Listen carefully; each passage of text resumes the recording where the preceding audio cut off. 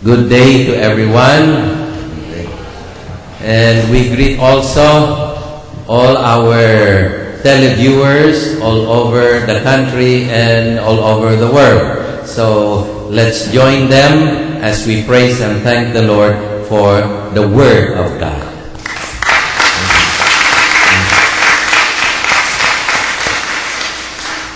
The question is, what is the message of the Lord for us this particular Sunday? And I believe the message is very clear. Jesus wants us to be part of His mission to proclaim the good news to everyone. Somebody asked me, Father, bakit kailangan pa ng Lord ang mga taong katulad natin na magpalaganap ng kanyang mabuting balita?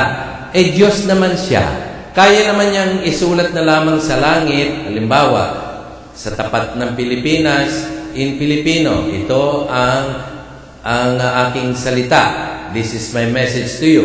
Pagdating doon sa may Indonesia, o Indonesia naman. Pagdating sa China, isusulat niya sa Chinese. Abay, maraming mamamangha dyan. Ay, kayang gawin ng Panginoon yun. But He did not. Ang method na ginawa niya is to recruit, to invite human beings like ourselves to be part of His mission of proclaiming the good news. Kasama na tayo dyan. At ito ang sinasabi ng banal na Ebanghelyo. So Jesus summoned the 12. He called them vocation. Ang Panginoon tumatawag ng maglilingkod sa Kanya. Kaya today, magdadasal po tayo sapagkat pakunti ng pakunti ang mga tumutugon sa tawag ng Panginoon upang maging pari, mga madre, religious, and missionaries.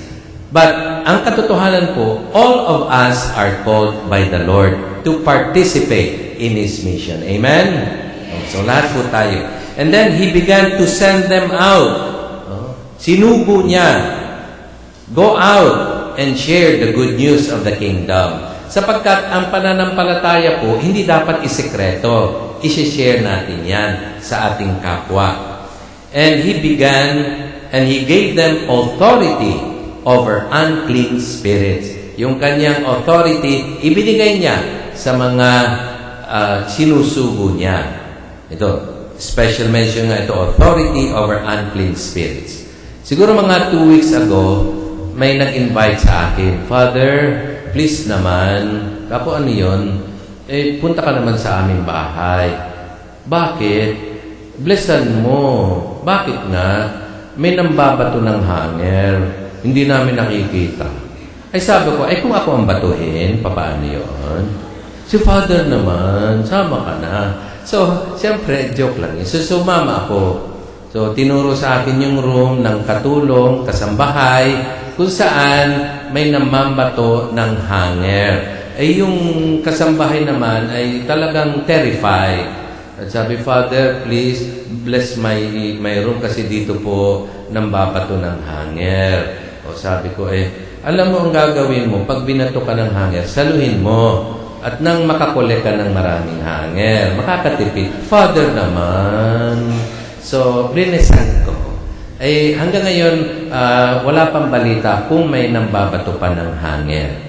Siguro naman, lumipat na sa ibang bahay. Oo. Sana wag sa inyong bahay. Joke lang yun. So, ganyan ang tungkulin upang ipakita ang kapangyarihan ng Diyos because Jesus is the promised Messiah. Ang isa pang sinabi niya, nagbigay siya ng mga instructions sa mga sugo niya. Yun, huwag magdadala ng ganito, huwag magdadala ng ganon. Anong ibig sabihin nun? Simplicity of life.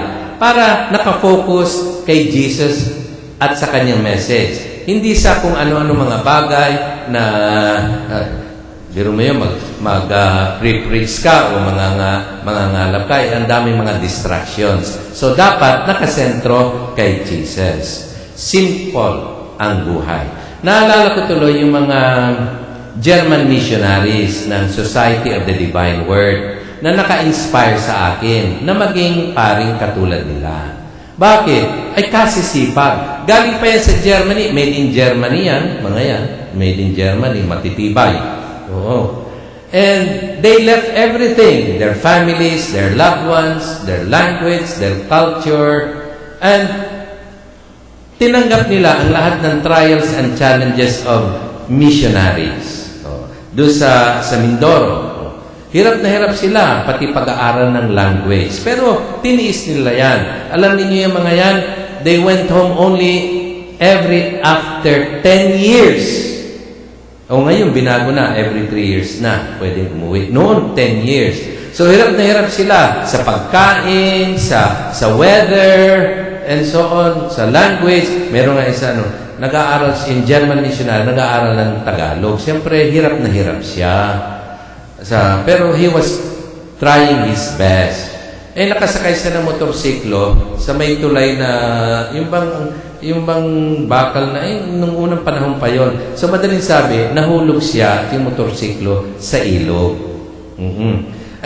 Habang siya ay nalulunod, at pasingap-singap siya, sumisigaw siya kasi marami naman tao doon sa tabi ng ilog. Ngayon, hindi pa siya masyadong marunong ng Tagalog.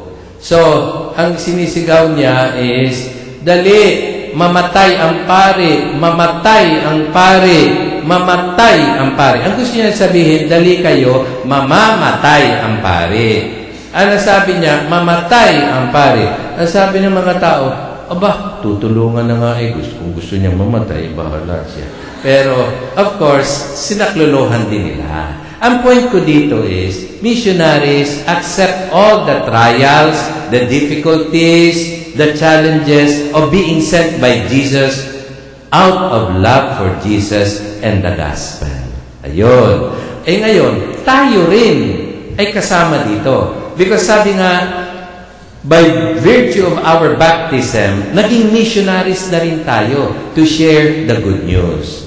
Alam niyo ang hinahangaan ko dito at perhaps makaka-inspire sa atin. Yung ating mga OFWs, particularly sa Hong Kong, kung saan paminsan-minsan ako ay tumutulong.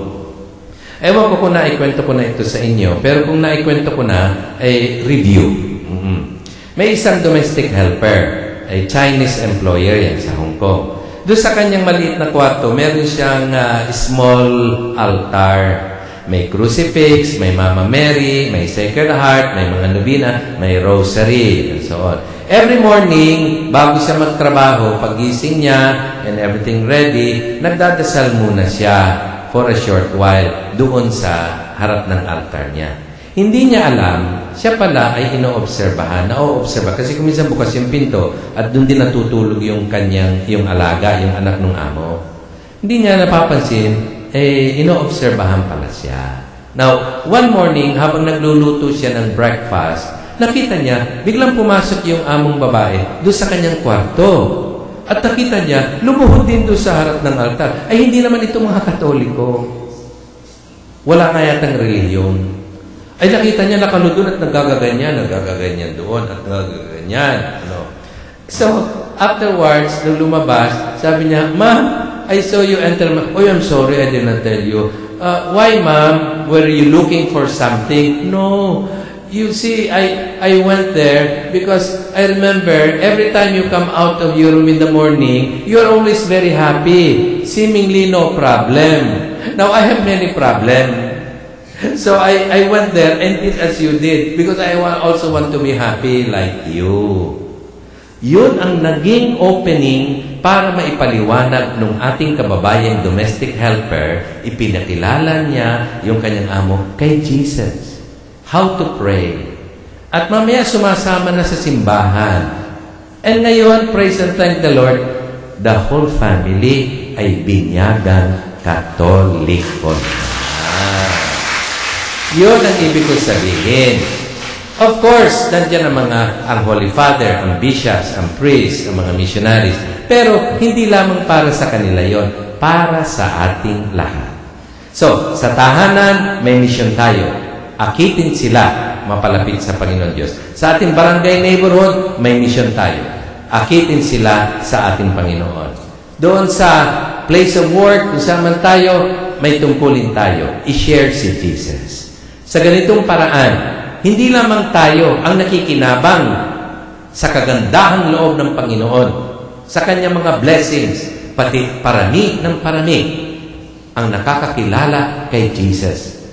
And the heart of Jesus will live in more hearts, not only in ours. As Saint Arnold Johnson, the founder of the SBD, always prayed, may the heart of Jesus live in the hearts of everyone.